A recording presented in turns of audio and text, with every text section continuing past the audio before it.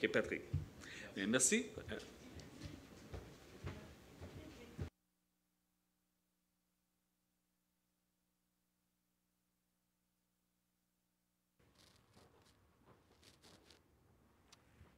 Merci, Gilles. Oh. Bon. Bonjour à tous. Bonjour à tous. Bonjour à tous.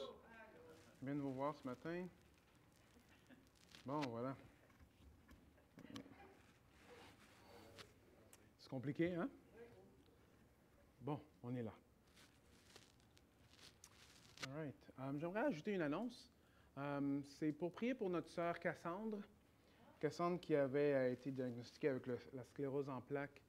Elle a fait quelques tests de sang et son mari m'a appelé hier soir pour dire que bon, elle a été hospitalisée quelques jours et que bon, ils attendent des résultats.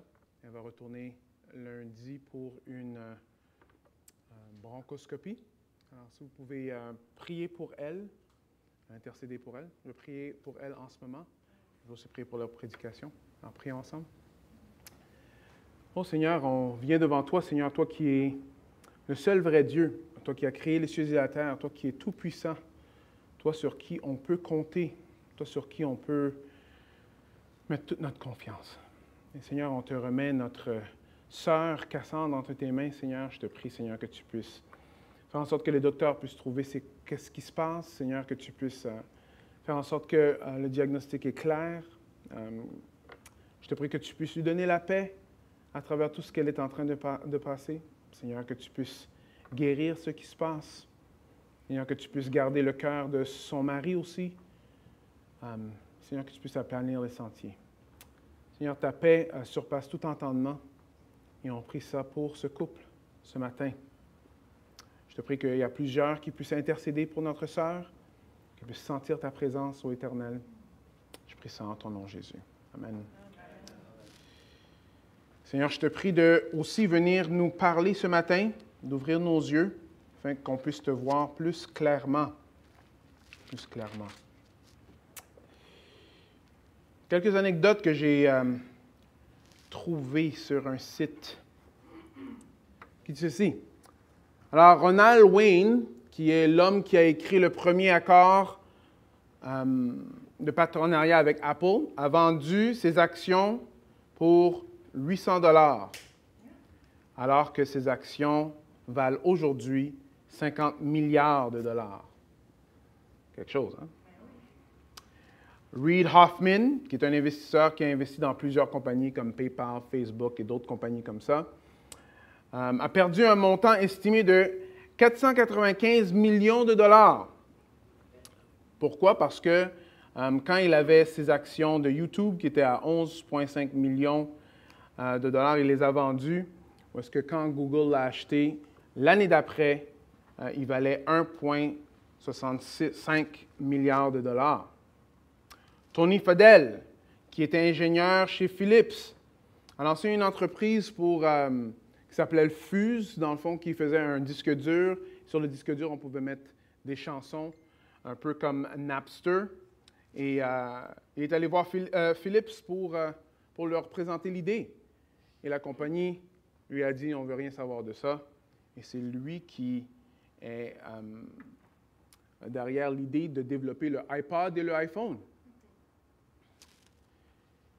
Mike Smith, qui était cadre en charge de la compagnie Decca Records, une compagnie disque à Londres, a vu un petit groupe qui jouait de la guitare. Le groupe lui a joué 15 chansons et il a dit, c'est bien beau, mais les groupes de guitare vont disparaître. Alors les Beatles, là, que vous vous appelez, ils n'ont pas d'avenir dans le show business. Est-ce qui connaît les Beatles ou qui a déjà entendu parler? Oui. Alors pourquoi je vous parle de ça? Alors seulement ceux qui sont capables de voir voient le trésor. Alors dans toutes ces situations-là, ils n'ont pas pu voir le futur, alors ils ont perdu le trésor qui était attaché avec. Seulement ceux qui sont capables de voir peuvent voir le trésor. Ça m'a fait penser aussi à notre vie chrétienne. Parce que c'est seulement ceux qui peuvent voir qui vont voir le trésor qui est en Jésus-Christ. Seulement ceux qui peuvent voir vont voir la lumière qui est en Jésus-Christ. Seulement ceux qui peuvent voir vont vraiment voir Dieu. On va voir Dieu. Des fois, ça peut être un encouragement pour nous et aussi un découragement. Pourquoi un découragement? Parce que, est-ce qu'il y en a ici qui connaissent Jésus-Christ? Amen. Alors, ceux qui ont connu Jésus-Christ, c'est parce que Dieu vous a fait voir. Dieu a créé en vous une nouvelle vie. Mais quand on partage ça avec les personnes qui sont autour de nous, avec nos amis, notre famille, nos voisins, des fois, ça a l'air comme si on parle une autre langue, n'est-ce pas? Hein? On partage la joie qui est venue transformer notre vie, et pourtant, pour les autres, ça n'a pas de l'air de grand-chose. Ils ont l'air aveugles. Et frères et sœurs et amis, ce matin, j'aimerais vous présenter que vraiment, c'est vraiment comme ça que ça se passe. Il y a des aveugles spirituels et il y a aussi ceux qui voient spirituellement. Et on va voir un peu comment on peut ne pas perdre courage quand on partage l'Évangile, quand on vit avec des personnes qui ne connaissent pas l'Évangile, ou on espère que certaines viennent à l'Évangile. Vous voyez, je ne vais pas vous parler de mon expérience, mais c'est Paul lui-même qui va nous encourager de ne pas perdre courage à cause de certaines raisons qu'on va voir aujourd'hui. Alors, tournez dans 2 Corinthiens 4. On va lire de 1 à 6. Ma prière ce matin, c'est qu'on puisse voir la gloire de Jésus-Christ. Qu'on puisse voir vraiment comment que Jésus-Christ est glorieux. Afin que ça nous aide à ne pas perdre courage. 2 Corinthiens 4, 1 à 6. Alors, puisque tel est le ministère que Dieu nous a confié dans sa bonté, nous ne perdons pas courage. Premièrement, ce n'est pas la seule fois qu'il va dire ça dans la lettre, il va le dire aussi plus tard dans la lettre. On ne perd pas courage. Nous rejetons les intrigues et les procédés indignes. Nous ne recourons pas à la ruse et nous ne falsifions pas la parole de Dieu. Au contraire, en faisant connaître la vérité, nous nous en remettons devant Dieu au jugement de tout homme. Et ainsi, notre évangile demeure voilé. Il ne l'est que pour ceux qui vont à la perdition, pour les incrédules. Le Dieu de ce monde a aveuglé leur esprit et les empêche ainsi de voir briller la lumière de la bonne nouvelle qui fait resplendir la gloire du Christ, qui est l'image de Dieu. Ce n'est pas nous-mêmes que nous mettons en avant dans notre prédication, mais c'est le Seigneur Jésus-Christ. Nous-mêmes, nous sommes vos serviteurs à cause de Jésus-Christ. En effet, le même Dieu qui, un jour, a dit que la lumière brille au sein des ténèbres, a lui-même brillé dans notre cœur pour y faire resplendir la connaissance de la gloire de Dieu qui rayonne du visage de Jésus-Christ. C'est la parole de Dieu. Ce texte-là, c'est un texte qui devrait nous encourager. Pourquoi? Parce que ici, on voit que c'est pas terminé. C'est pas terminé pour quelqu'un qu'on connaît qui ne connaît pas l'Évangile. C'est pas fini. Pourquoi? Parce que les résultats ne sont pas entre nos mains. On va voir que Satan aveugle, mais on va voir aussi que Dieu fait briller la lumière. Si c'était à propos de notre performance, notre éloquence ou même notre attitude, si c'était juste ça qui faisait en sorte que le monde était sauvé, on serait en trouble, n'est-ce pas? Non, on a de l'espoir. L'espoir, c'est que Dieu fait briller la lumière dans les ténèbres. Alors, ce texte-là, c'est ça un peu que Paul est en train de rappeler aux Corinthiens. Alors, ça, c'est sa deuxième lettre aux Corinthiens. Il est un peu plus encouragé quand il écrit cette lettre-là parce que Tite avait vu un peu de repentance. C'est bien. Mais dans les 7 premiers chapitres, il adresse les tensions qu'ils ont eues un envers l'autre. Il y avait plusieurs personnes qui remettaient en question même l'apostolat de Paul. Est-ce que lui, c'est un vrai apôtre? Tu sais? Il passe à travers ça. Maintenant, on arrive ici où est-ce qu'il explique un peu pourquoi ne pas perdre courage. Nous ne perdons pas courage parce que nous ne sommes pas en charge des résultats. Satan aveugle. Ça, c'est le premier point. On va aller dans 2 Corinthiens 4, 3 et 4. On va voir. Et si notre évangile demeure voilé, il l'est pour ceux qui vont à la perdition, pour les incrédules. Incrédule veut dire pour ceux qui ne croient pas, ceux qui manquent de foi. Le Dieu de ce monde a aveuglé leur esprit et les empêche ainsi de voir briller la lumière de la bonne nouvelle. Contrairement à ce qu'on peut penser aujourd'hui, Satan existe et il existe vraiment. Et c'est l'adversaire qui veut que le monde reste aveugle. Il veut que le monde ne voit pas la lumière. Et ici, on voit ceci. On voit cet aveuglement et, comme le texte nous le montre, cet aveuglement est quand même assez commun aujourd'hui. Regardez un peu certaines sphères de notre vie où est-ce qu'on voit plusieurs personnes, on voit un genre d'aveuglement. Notre occupation.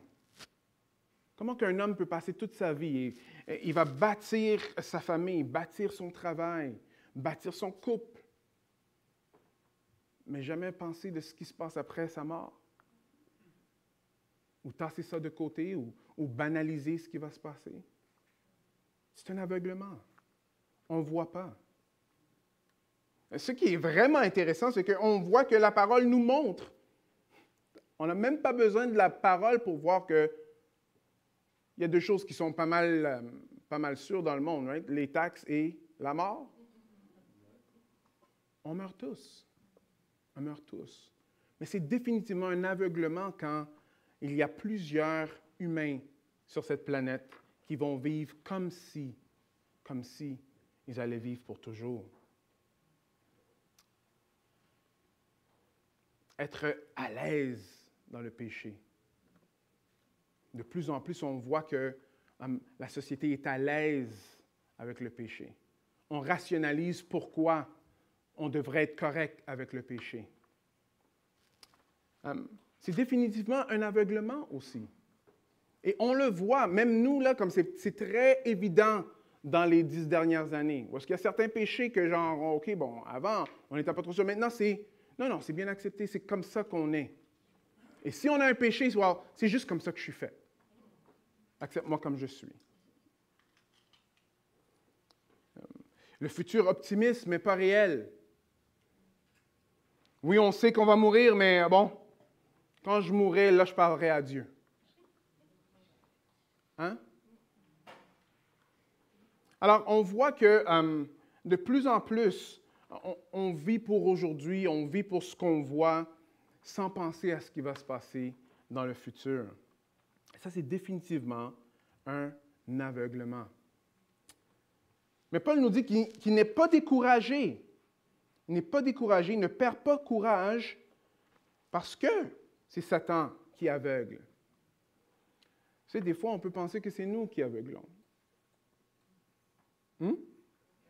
Ah, si on avait joué ce chant-là avec ce genre d'accord-là, peut-être là, il serait venu à l'Évangile. Hein? Si j'avais mieux parlé, alors peut-être là, il serait venu à l'Évangile. Si mon attitude a été mieux au travail, peut-être là, ces personnes seraient venues à l'Évangile. La question est peut-être, mais ce n'est pas à cause de ton attitude. Ce n'est pas à cause de ce que tu chantes le matin. Ce n'est pas à cause de la façon que le pasteur s'habille en avant qui fait en sorte que quelqu'un va avoir la lumière. Pourquoi? Parce qu'on voit ici que Satan aveugle. Satan veut aveugler. Il veut qu'on reste dans les ténèbres. C'est Satan qui aveugle. Nous, on n'a pas le pouvoir d'aveugler. Satan, c'est lui qui fait ça. Je sais que ce bloc-là de penser que nous, on peut tout ruiner, souvent, c'est un bloc pour partager la bonne nouvelle avec les personnes qui sont autour de nous. Ne faites pas cette erreur-là. Le texte nous le dit très clairement. Est-ce que vous voyez toujours le texte? On retourne. Le texte va dire, et si notre évangile demeure voilé, c'est pour ceux qui ne croient pas, mais après, le Dieu de ce monde a aveuglé leur esprit et a empêché et les a empêchés ainsi de voir briller la lumière de la bonne nouvelle. C'est Satan qui aveugle. Je me rappelle quand je venais juste de découvrir, quand Dieu a ouvert mes yeux pour que moi je puisse voir, et j'ai vu Jésus-Christ pour qui il était. Alors j'étais comme en feu, et un peu extra-zélé, genre, tu sais. Aller parler dans le train, dans le métro. Et je me rappelle un jour que comme c'était pas mal, tu sais, je me levais, j'allais comme de siège en siège pour parler à la personne à côté de moi. Un peu fou, mon affaire, hein? Mais c'est drôle parce que même avec cette approche aussi, comment que je pourrais dire, zélée, on pourrait dire, ou maladroite. Alors, il y a un jeune homme qui était là, et je lui ai parlé de l'Évangile. Et il est sorti du métro. Après, il a dit, OK, j'aimerais entendre plus de ça. Et je ne sais pas si c'était sincère ou pas, mais c'est allé jusqu'à prier pour remettre sa vie à Christ. Alors, est-ce que c'est quelque chose que je vous conseillerais de faire? Pour vous dire la vérité, écoutez, si Dieu vous met ça à cœur, peut-être. Si ça ne fonctionne pas, bon, peut-être vous devriez changer. Mais l'idée, c'est qu'on doit s'attendre à Jésus-Christ, pas à nos façons de faire pour sauver. On sort d'une époque où est-ce que l'idée, c'était d'avoir le meilleur show le dimanche matin. Bon, je dis qu'on sort d'une époque, on n'est pas complètement sorti, là. Le meilleur show de dimanche matin afin que d'autres personnes puissent venir à l'Évangile. Alors, on a mis de l'argent dedans, le gros band, le gros charisme en avant. Mais vous savez, ce qu'on utilise pour attirer le monde dans l'Église, c'est ça qu'on doit utiliser pour les garder.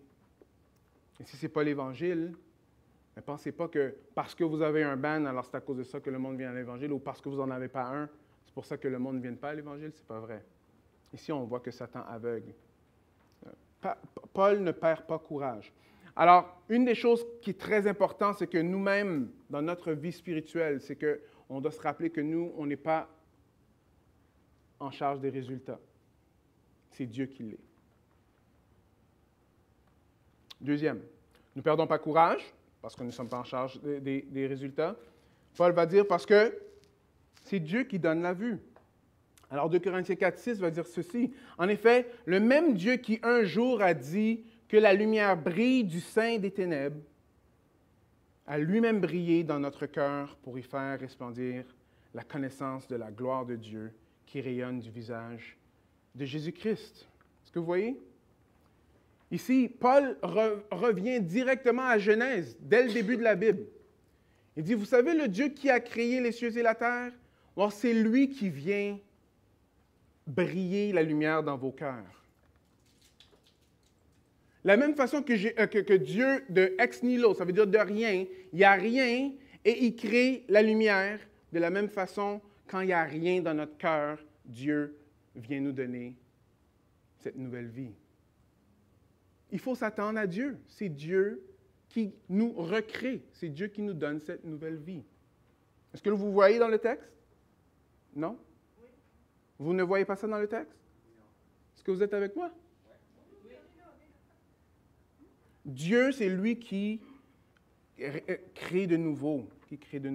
Dans Jean 1, ça veut dire à ceux qui ont reçu l'Esprit de Dieu, il a donné le pouvoir de devenir enfants de Dieu.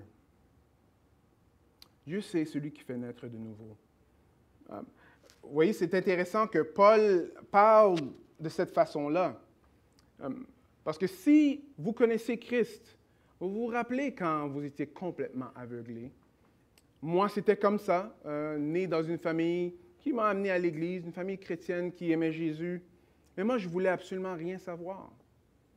Rien savoir. Dans mes adolescents, rien savoir. Jeune adulte, rien savoir. Jusqu'à l'âge de 25 ans, où est-ce que Dieu a ouvert mes yeux et j'ai pu voir le trésor qui était en Jésus-Christ.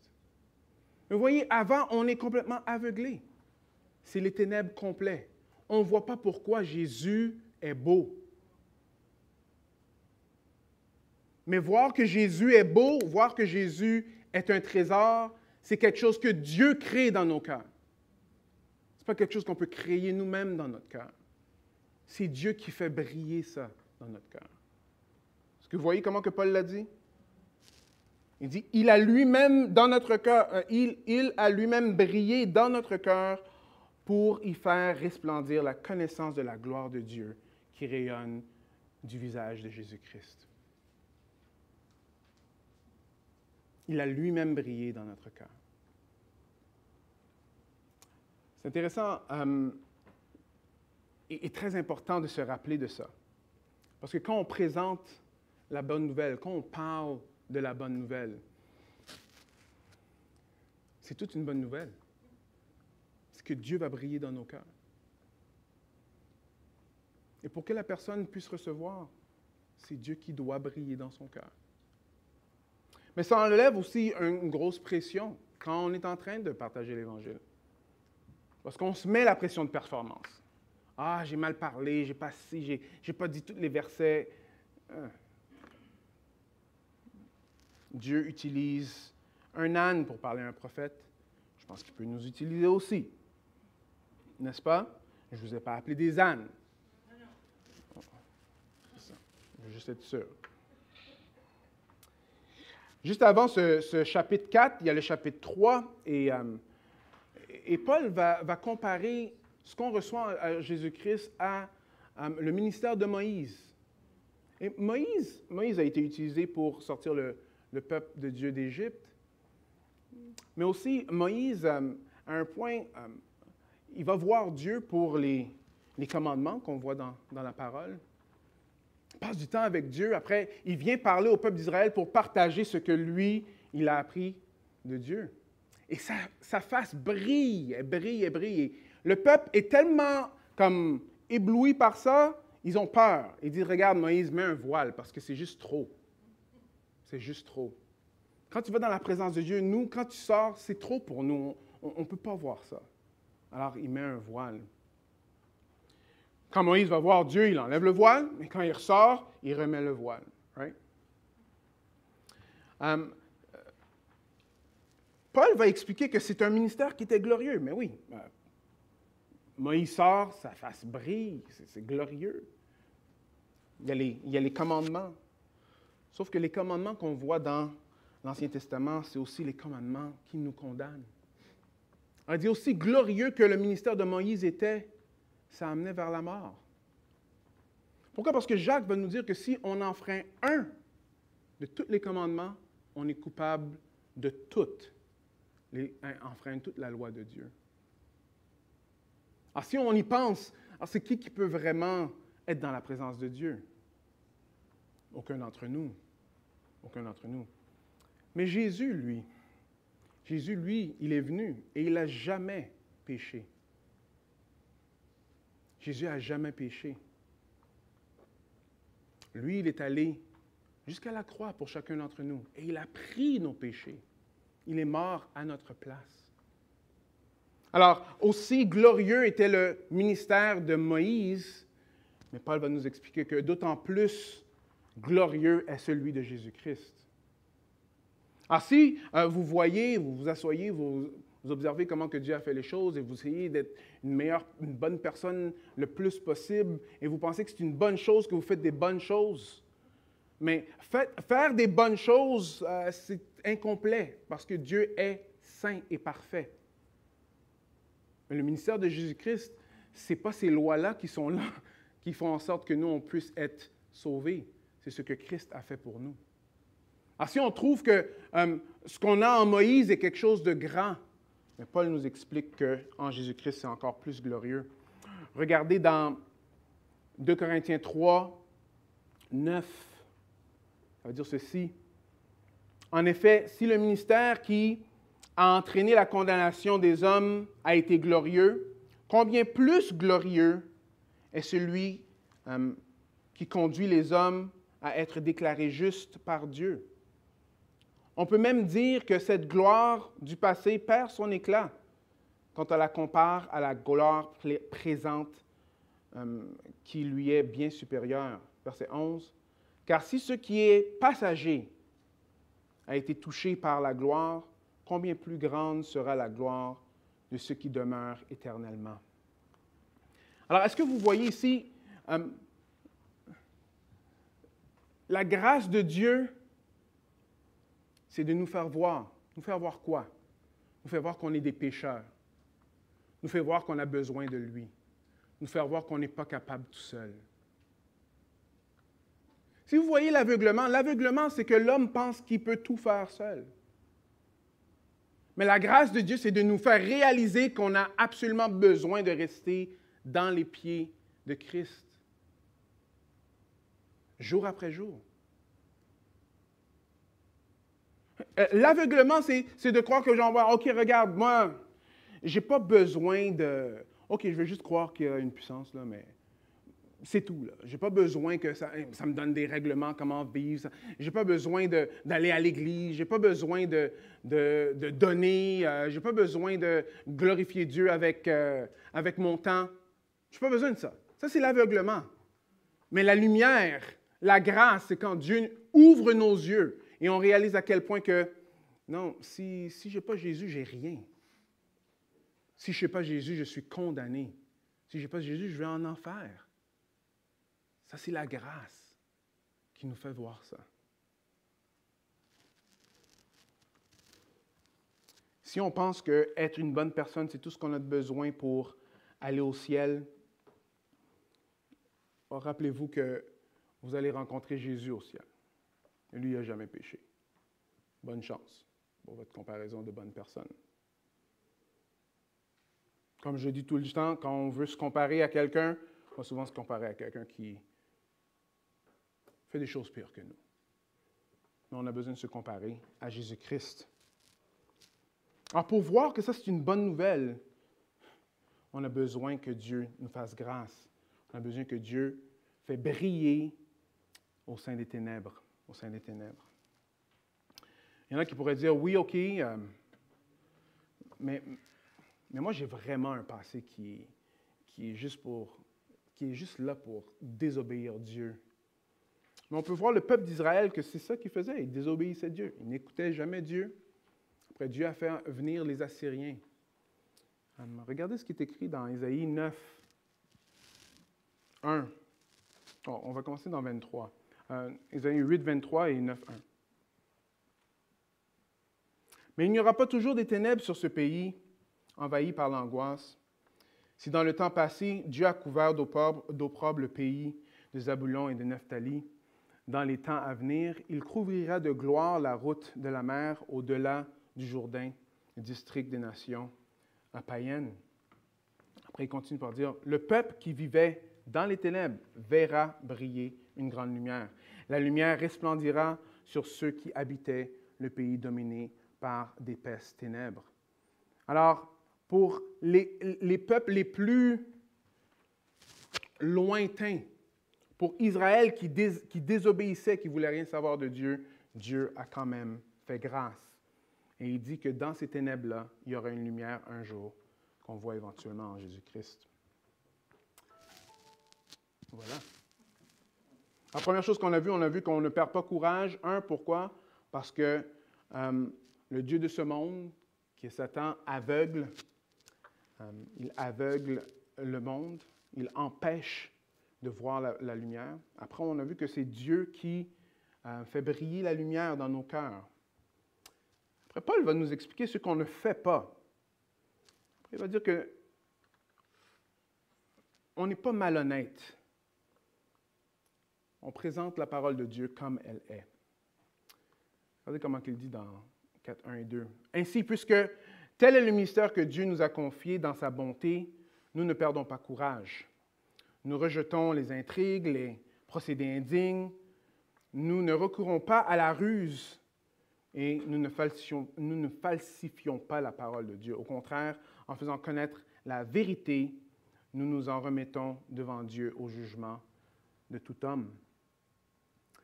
Alors, la raison pourquoi on partage l'Évangile, c'est à cause que nous, on a reçu la miséricorde. C'est pour ça qu'on partage l'Évangile, parce que nous, on sait qu'on ne méritait pas ça et Dieu nous a ouvert les yeux. Mais il y en a qui partagent l'Évangile pour d'autres raisons. Pour d'autres raisons. Paul va nous le dire dans verset 2,17. En tout cas, nous ne sommes pas comme tant d'autres qui accommodent la parole de Dieu pour en tirer profit. C'est avec des intentions impures de la part de Dieu dans l'union avec Christ que, des intentions pures, je m'excuse, de la part de Dieu que nous partageons la parole. Pourquoi c'est important ça? C'est parce qu'on peut voir que plusieurs aujourd'hui partagent l'Évangile, mais pour d'autres raisons que simplement partager la bonne nouvelle. Je me rappelle avoir vu sur YouTube une vidéo d'un pasteur qui, son nom c'est Creflo Dollar, si vous ne connaissez pas. Mais son avion avait arrêté de fonctionner, il fallait qu'il l'arrange, et il a décidé de...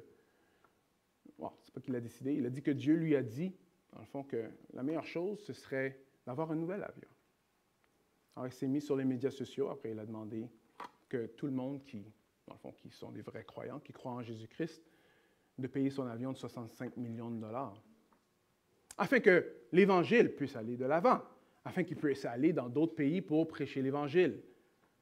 Alors, payez-moi un nouvel avion privé. Vous voyez, il y en a qui prêchent l'Évangile pour se remplir les poches, pour leur propre intérêt. Pour leur propre intérêt. Des fois, on peut penser que, OK, mais ça, c'est quand même loin, je sais, si quelqu'un dit ça, moi, je ne vais jamais embarquer dans ça. Mais il faut faire attention que nous, on ne prêche pas l'Évangile pour notre propre intérêt, nous-mêmes.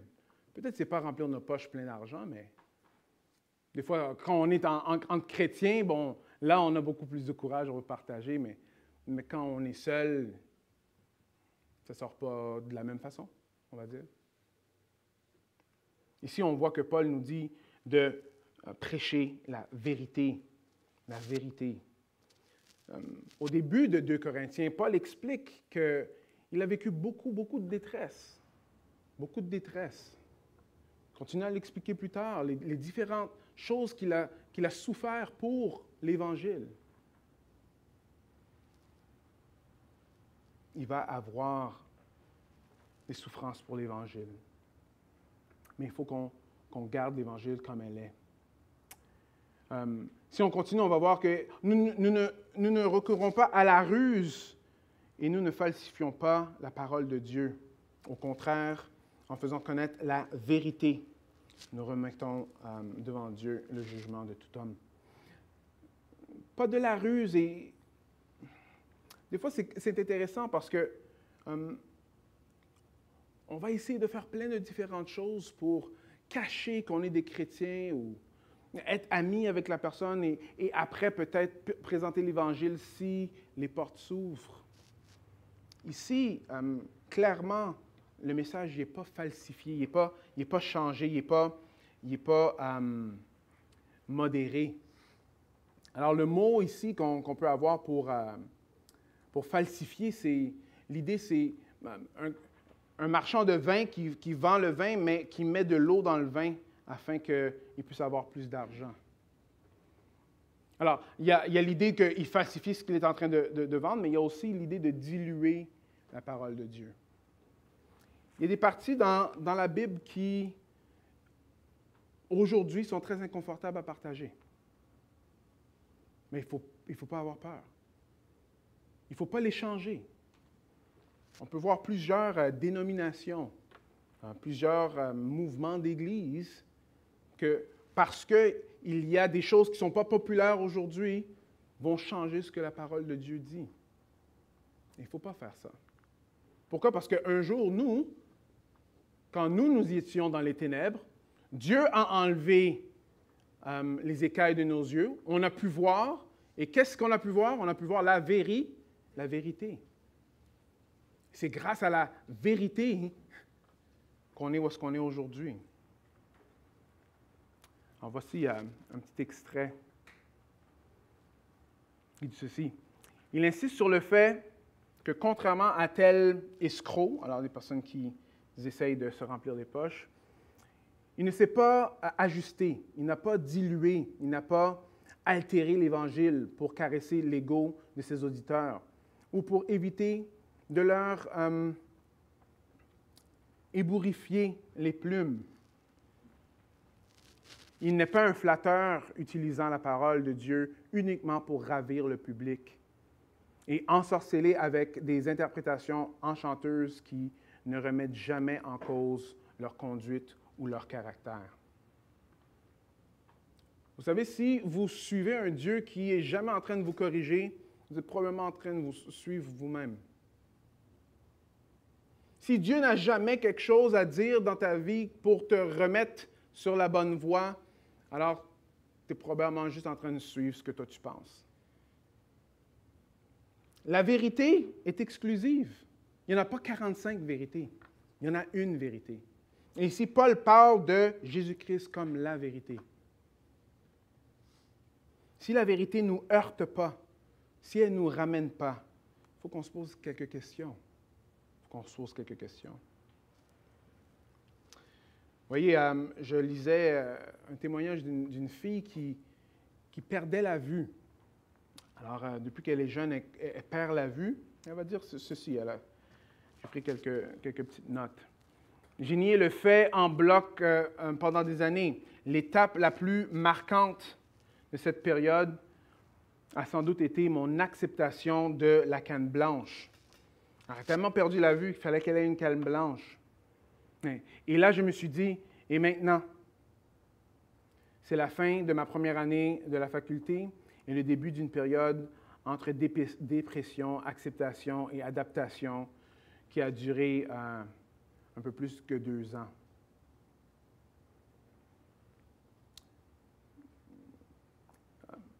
Et maintenant, comment ça va? Quand elle est posée en entrevue, elle va dire, aujourd'hui, bon, j'ai appris à vivre avec le handicap. Alors, j'ai encore parfois certains passages de vide où la vue me manque, mais j'ai trouvé des moyens d'y compenser. Alors ici, c'est quelque chose de triste. On voit quelqu'un qui avait la vue et qui perd la vue. OK? Mais ce n'est pas de ça que Paul est en train de parler ici, là. Il n'est pas en train de parler de quelqu'un qui a la vue et qui perd la vue. Il parle de quelqu'un qui n'a jamais eu la vue. Les ténèbres.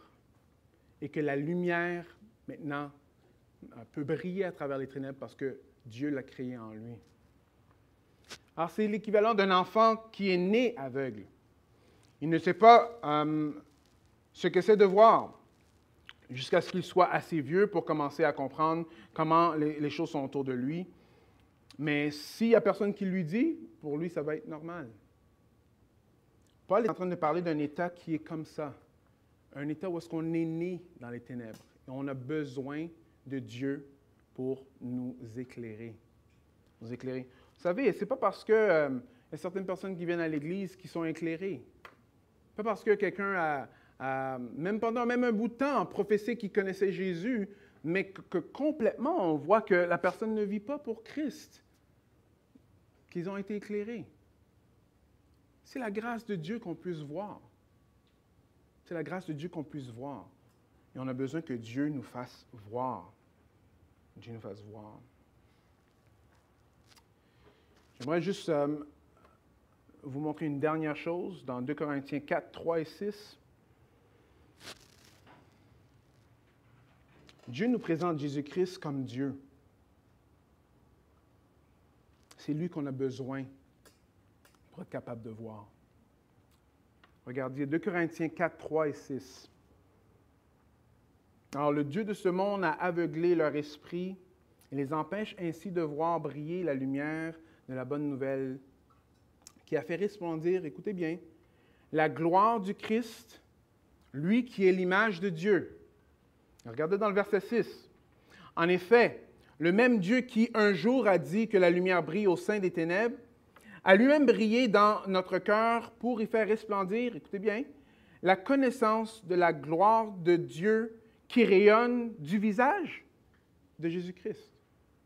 Paul est en train de dire très bien. Alors, la première fois, il dit la gloire du Christ qui est l'image de Dieu. Et la deuxième fois, il dit la gloire de Dieu qui rayonne à travers le visage de Jésus-Christ. Si vous voulez connaître Dieu, celui qui a créé les cieux et la terre, vous avez besoin de connaître Jésus-Christ. C'est lui qui est l'image de Dieu. C'est lui qui est l'image de Dieu. Qu'est-ce que ça veut dire pour nous? C'est lui qu'on doit présenter. Christ doit être celui qu'on présente. Christ doit être celui qu'on suit. Christ doit être tout pour nous. Si on parle de Jésus-Christ, tu n'as aucune affection pour Christ, c'est pas très intéressant, tu as déjà entendu ça, je vais vivre ma vie comme je vais vivre ma vie. Si quand on parle de Christ, il n'y a pas de conviction de péché, il n'y a pas de repentance retournée vers lui, il faut se poser une question. Est-ce que Dieu m'a fait voir? Qu'est-ce que ça veut dire pour nous de tous les jours? Oh, ça nous amène à nos genoux. Parce que si les résultats ne sont pas dans notre pouvoir, et c'est entièrement dans le pouvoir de Dieu, ça veut dire qu'il faut prier davantage. Demandez à Dieu, ouvre mes yeux, ouvre les yeux de mon voisin, ouvre les yeux de ma famille. Intercède, Seigneur. Intercède. La bonne nouvelle, c'est que Dieu fait voir aujourd'hui. Dieu brille à travers les ténèbres aujourd'hui. Ce n'est pas terminé.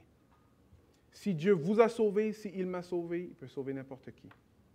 Juste qu'on ne sait pas c'est qui, mais il peut le faire. Alors nous, on doit toujours avoir un espoir, et cet espoir-là n'est pas en nous. Cet espoir doit être entièrement en Christ. Amen. Alors c'est vrai que des fois, il faut entendre la mauvaise nouvelle pour vraiment voir resplendir la gloire de Christ. Vous voyez, même comprendre la mauvaise nouvelle, c'est Dieu qui nous fait voir. Alors je vais terminer par un mot de prière. Que le Seigneur puisse continuer à faire grâce. Continuer à nous éblouir, à sauver. Parce qu'on peut juste s'attendre à lui. Ô Éternel, merci. Merci que tu nous montres dans ta parole que tu es, encore une fois, la bonne nouvelle. Merci Seigneur que c'est toi qui fais le changement. Merci Seigneur qu'on peut ne pas perdre courage, sachant que tu n'as pas encore fini ton œuvre. Tu n'es pas de retour.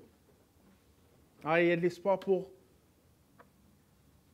chacun d'entre nous, et il y a de l'espoir pour tout le monde qu'on peut même penser en ce moment dans notre esprit. Ô Éternel, interviens. Ô Éternel, rentre dans la vie de ceux qu'on aime, de ceux qu'on n'est pas encore. Rentre dans la vie de ceux à qui on va partager l'Évangile. Seigneur, fais-les voir. Fais briller à travers les ténèbres. On sait que Satan, il veut aveugler, il veut garder dans les ténèbres. Mais Seigneur, toi, tu brilles. Seigneur, on te prie de briller, Seigneur. Transforme. Surprends-nous encore une fois. Surprends-nous encore une fois. Seigneur, je te prie pour nos cœurs qui puissent rester à tes pieds, Seigneur. Nos cœurs puissent rester des cœurs d'adorateurs qui te prient, qui s'attendent à toi, qui s'attendent à toi. On a besoin de toi, Jésus.